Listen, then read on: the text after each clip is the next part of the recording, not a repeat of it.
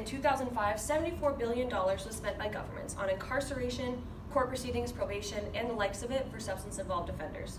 A mere 1% of this was spent on treatment and prevention.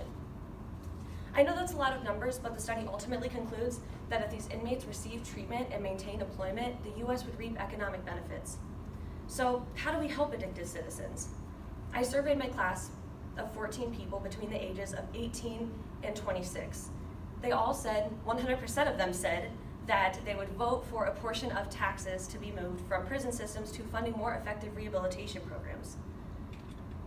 The NIDA says in their 2014 article, Principles of Drug Abuse Treatment for Criminal Justice Populations, that there are a few kinds of effective treatment that can take place. There needs to be a comprehensive assessment on the person, their addiction, and how their mental health is. There needs to be continued care and community after treatment because it's really easy to go back home and fall into the same patterns with the same people. Medication is also a possibility, effectively and cautiously, of course, especially for addicted people who also have mental health problems.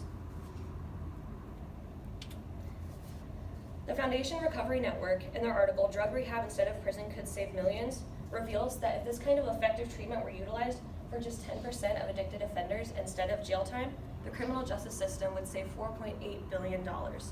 All money aside, we would have the potential to save the lives of people with addictions. We have to put aside what we think of addiction and realize that before anything, these are people deserving of a high quality of life. We've seen this work in other countries who have all but beaten their war on drugs. Let's take Portugal, for example. Time tells us in their 2018 article, Want to Win the War on Drugs, Portugal might have the answer, that in the face of addiction, Portugal was also spending billions of dollars sending drug-addicted offenders to prison. And this all changed in 2001 when they decided to decriminalize drugs. Drug dealers still go to prison. However, people found with less than 10 days worth of a substance generally go to a local commission of a doctor, lawyer, and social worker so they can learn about potential treatment plans. Portugal sees substance abuse as a public health problem rather than a crime. This is just the beginning of all the changes that Portugal has made, but their new policies have left the drug-induced death rate 5 times lower than the European average. Drug use has declined in 15 to 24-year-olds, and the social cost of drug misuse has gone down 18%. All it took was 1% of their citizens struggling with drug addiction.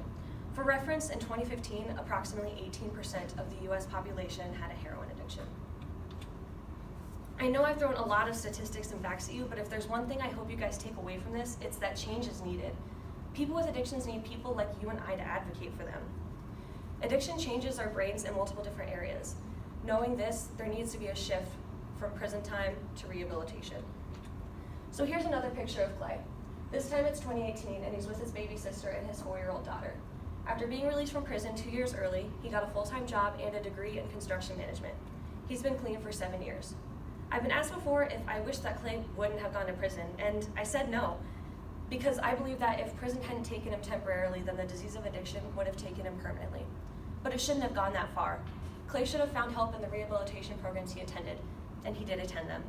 Because of this, many people don't become success stories, but he did, and I'm really proud of my big brother.